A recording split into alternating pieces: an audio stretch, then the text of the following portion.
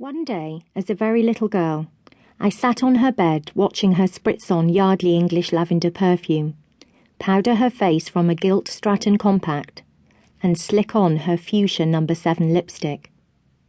Transfixed, I asked why she wore makeup. Clicking the lipstick shut, she said matter-of-factly, "Because when I've got my makeup on, I'm always ready. Imagine if I was out and got some lovely invitation that I couldn't accept because I wasn't looking and feeling my best. With makeup, I am always able to go on the adventure."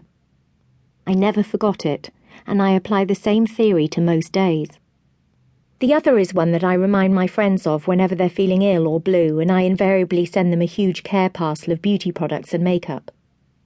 I believe that the only thing worse than feeling like crap is looking like crap too. Often we can't do anything about the former, but I feel passionately that addressing the latter can only help. I believe looking good to be an important and valid pursuit. All too often, women with an interest in their appearance are assumed to be stupid, shallow, or unintelligent, even traitors to feminism. But I see good grooming and feminism as entirely complementary. For some, beauty is a matter of pride and self-respect, of feeling your best and worthy of attention.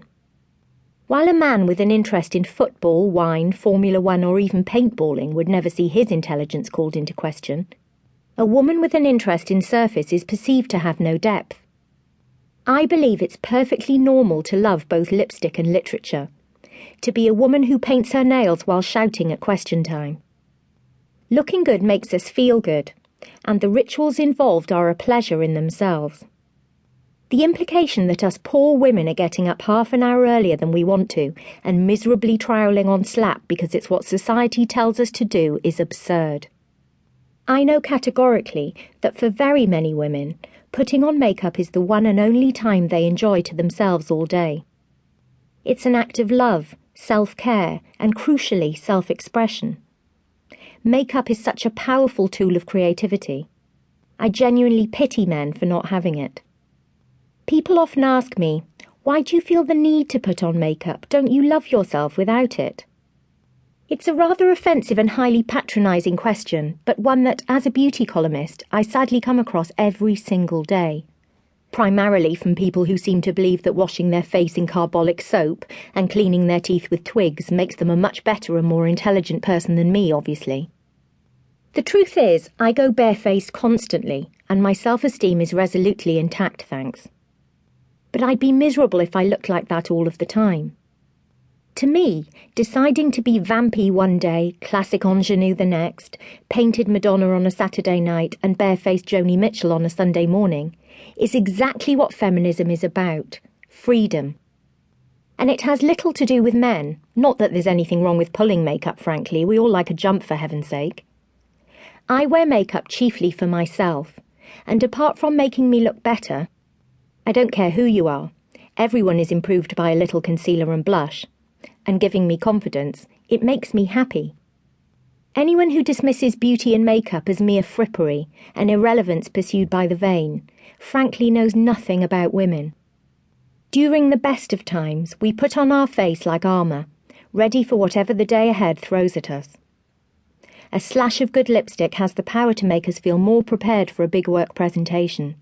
A good base makes us more dynamic and ready to communicate confidently with others. I rarely even sit down to write in my pyjamas at home without a little tinted moisturiser and lip balm. Makeup, however subtle, provides the demarcation that the day has begun, and looking good bolsters us to get the hell on with it. But for many women, looks become especially important at a time you'd perhaps least expect. During the darkest periods, beauty takes on an extra significance, and, for many, can become one of our most effective coping mechanisms. When we've lost a job, are going through divorce, are grieving a loved one, I remember spending an hour or two choosing which lipstick to wear to my father's funeral. It seemed like the only thing I could control on such a tragic and unwanted day. We literally paint on a brave face. Even in economic crisis, we turn to beauty. Statistics consistently show that during times of recession and austerity, the sales of lipstick go up, due to the instant feel-good factor of buying and wearing a nice lippy.